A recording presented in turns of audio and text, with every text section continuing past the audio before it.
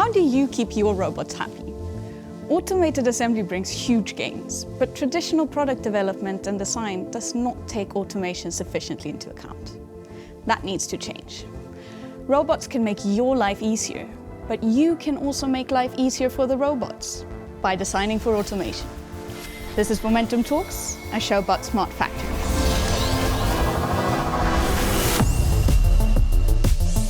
Welcome everybody. Thank you. Yeah, thank you for having us. So with us today we have Sofia Colaço from Scania Smart Factory Lab, Anna Bird, CEO of Mälardalen Industrial Technology Center, and Benjamin Kitzinger, Global Business Manager Automation at Atlas Copco.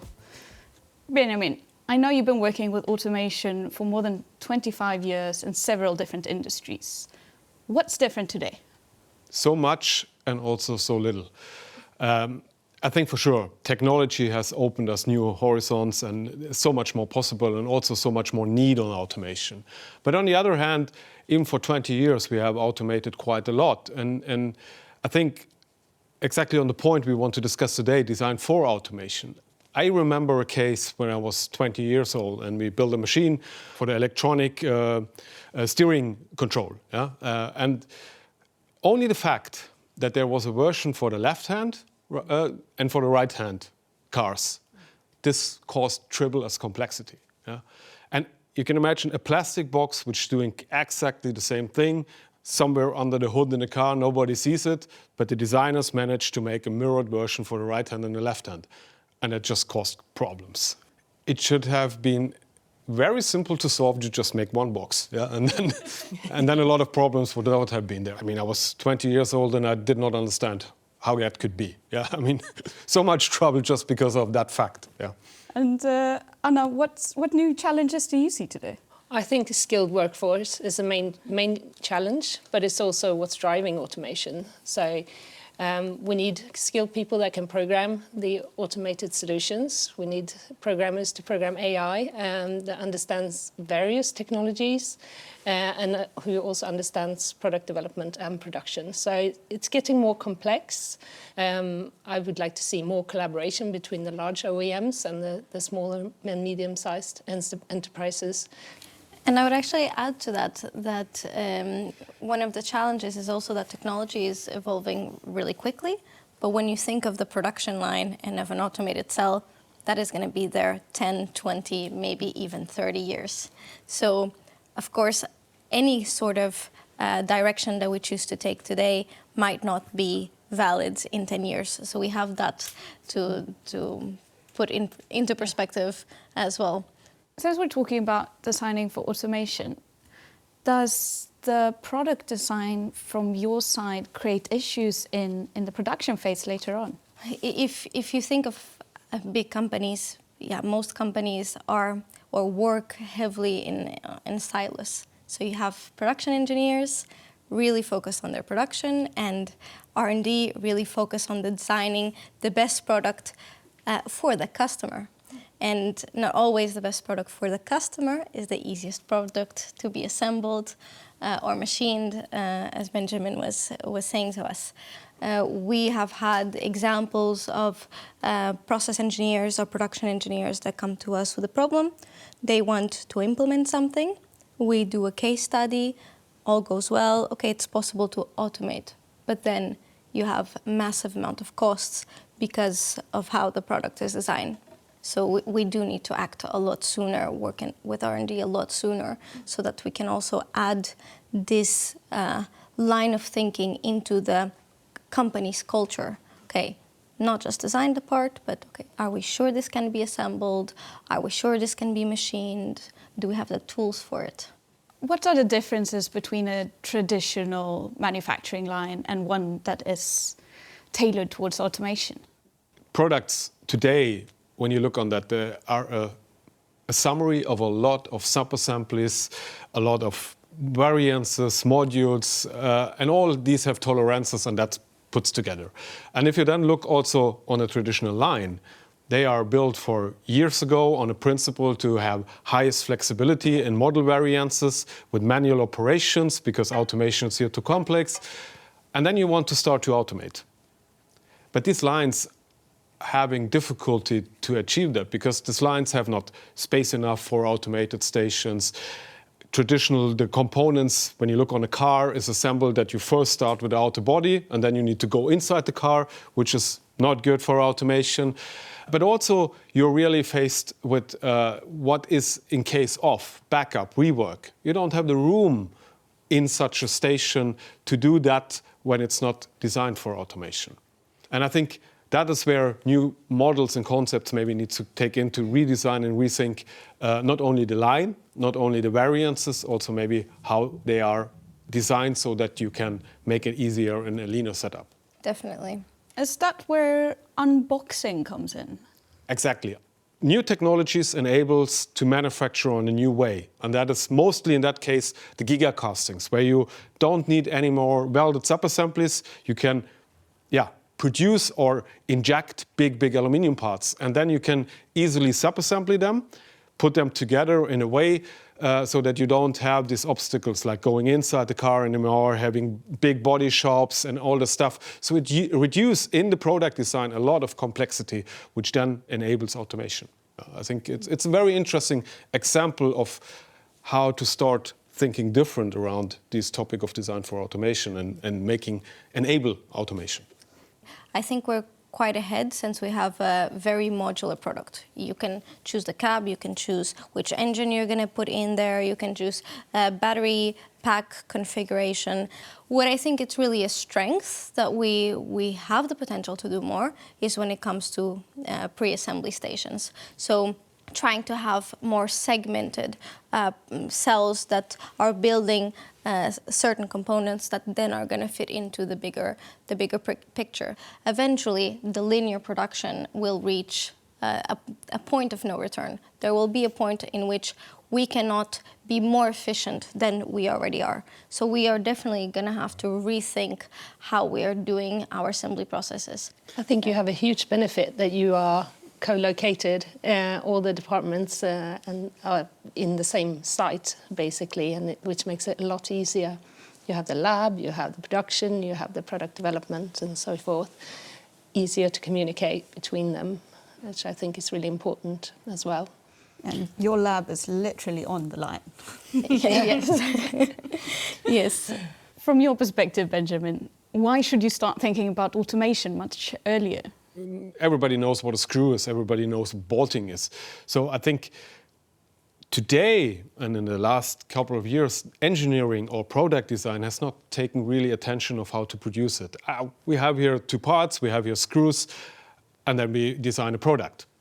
And then it comes into the manufacturing process. Yeah? And then the product engineers in the plant has to solve the problem somehow. Is it accessible? Is it really efficient in the way of how to produce? Historically, with the manual process, the operator somehow managed. Yeah? But now, when automation comes into place, is it accessible? And now all these questions, they are asked very late. And they should be asked very early. Because here, maybe very small changes can make a huge difference in production. And I have actually an example that I think it's quite easy for people to understand.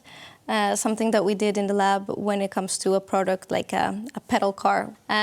We tried to automate pedal car assembly without changing anything, without changing the design, process, anything. And today, let's say that we're assembling a steering wheel. A person typically needs to grab it both hands or with one hand, position it, and grab a tightening tool to screw it in place.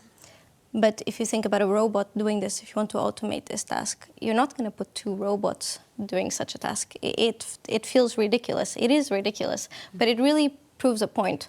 Why don't we have a part with a snap-on that can snap into place and then you can screw it?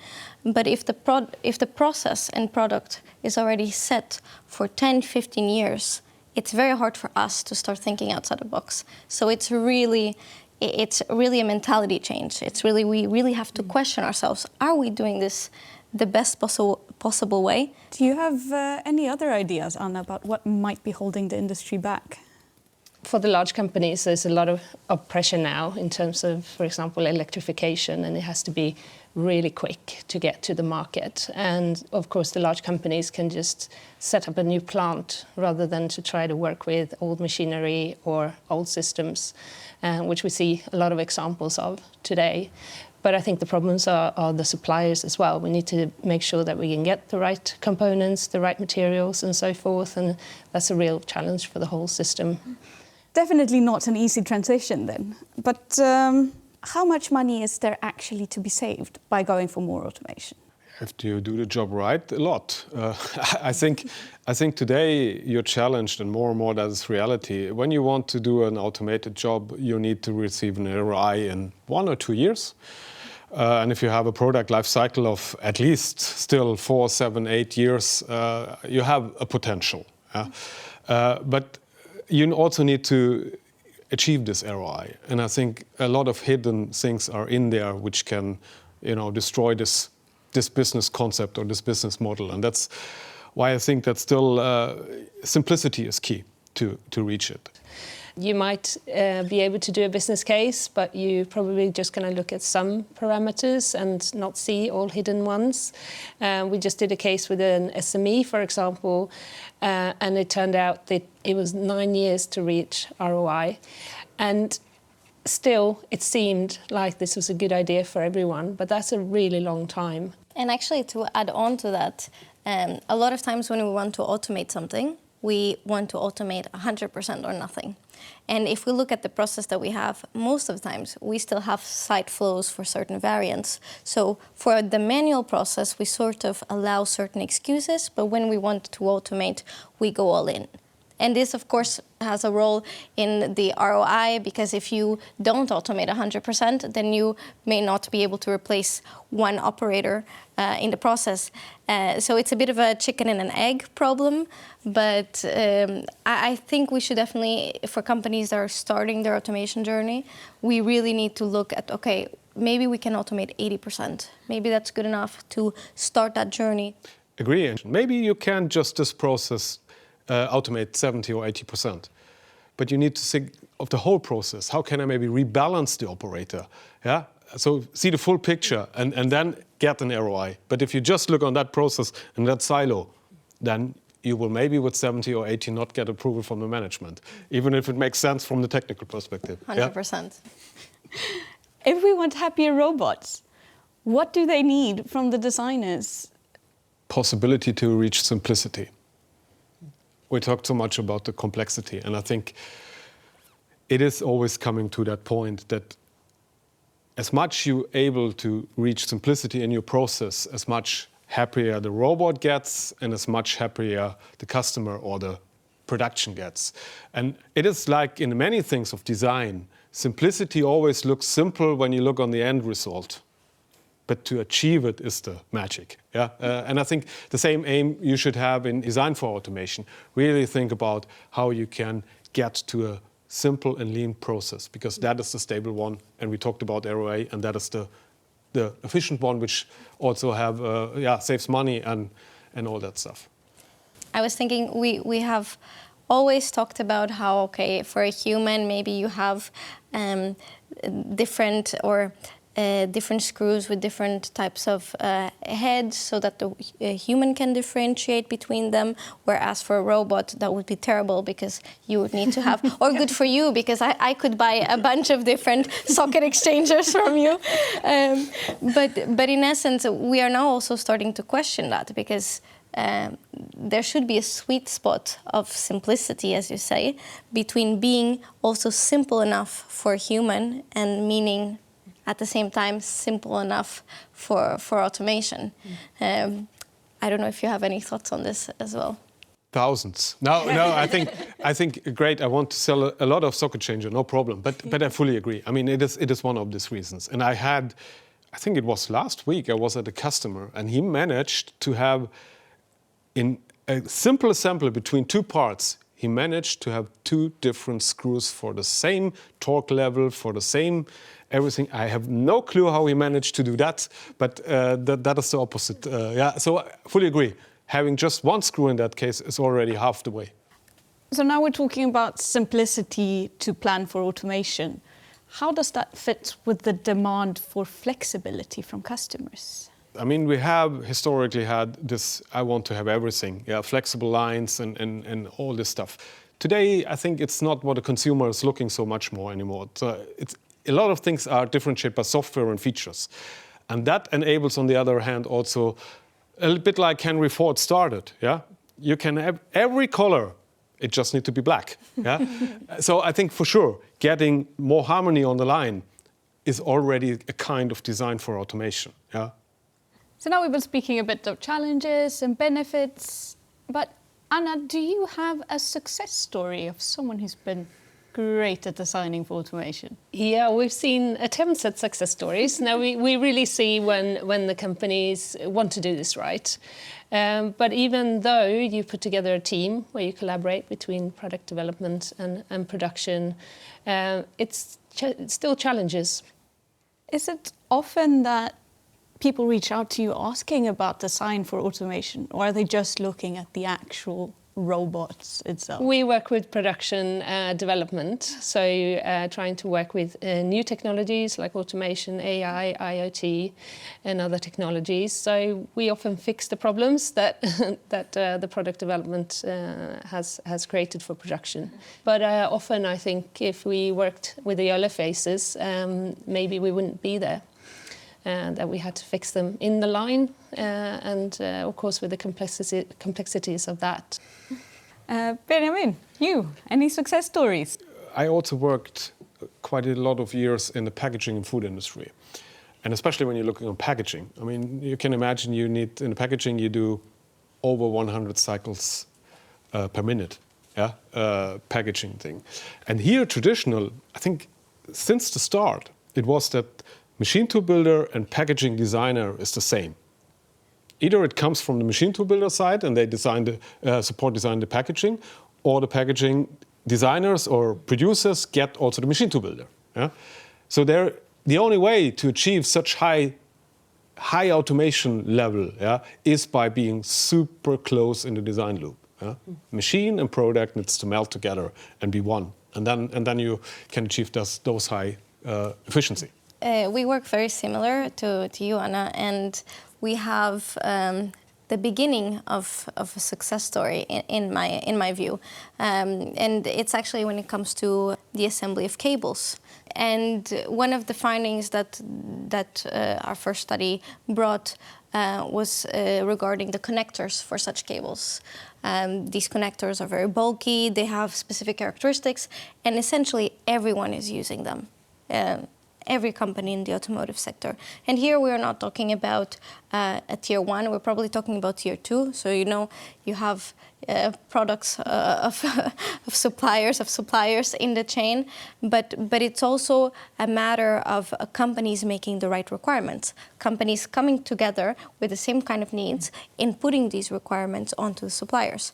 I would add one because it's a very good example, and I think cables are the biggest enemy of automation currently. But when we go back to your battery, I mean, the first batteries which have been designed and produced was very low quantities. So it was manual operation again. So the connectors in between the battery poles has been done on a very flexible way. Yeah? They've really been designed to be flexible because the operator could fit that better together. Now, next generation's ramping up all this stuff. Exactly these connectors is a pain point for automation. So we have also been involved together with customers to see what is the need of such a connector to be designed for automation. So I think that's exactly these kind of challenges. And then cables come on top. I think absolutely, yeah. Definitely. I'm pretty sure you have a specific methodology when it comes to implementing design for automation. Could you tell us a bit about it? We call it nail it and scale it. And as we started around 3 years really to put an extra intention of how the tightening process can be automated very efficiently. We created our own team with a not typical R&D setup. Yeah? We sourced them a bit out as a startup initiative and said, okay, be close to the market, be close to the customer, understand really the needs, and start from there with digital simulations, digital twins, make very early concepts, figure out where the optimization already can be done in ROI, together with the customers, together with other stakeholders, then identify the critical components and do then physical prototyping out of that. And this is the always starting point for us before we even start with development. And then this development for sure should have the aim to be scalable so that we can serve our customers with a really proven and scalable solution out of the global availability. So I heard digital twin here, which is of course a key concept for smart factories. How are you working with that today, Sofia? We have been talking a lot about design, but if we talk about the process, then it's definitely a key resource. It's definitely an enabler to let us automate more faster and automate in a more flexible way. Because if you really have a good digital twin, then you can really understand what's going on. You can switch things around. You can test out things in the virtual setting and understand what is your actual repercussion. It is a really important tool. And it's not just important to see bottlenecks and to increase efficiency. It's important to have a model that you talk around so people can actually see and understand everything that's going on with the product or with the process that you're actually discussing. So it enables collaboration as well. And I think it gets more and more important also as a data container when you want to rebalance your process or to optimize, to do it digital before you start, also on the big scale, before you start going into a business case or rebalancing project. Definitely. But even there, you can start on a small scale. You don't have to fill it with all the data you have. You can try to make it on a relevant level to everyone that's involved. So it doesn't have to be like a whole metaverse. Well, on that note, I would like to thank all of you for being here today. It has been an absolute pleasure. It was very nice. Thank you for letting us be Very here. good discussion. Thank you. Thank you. Yes. So when you're designing for automation, break silo thinking. Consider new technologies. Think outside the box, or even unboxed. Plan and decide on variances. Start early, and remember, first nail it, then scale it. Thank you for watching Momentum Talks, our show about smart factories.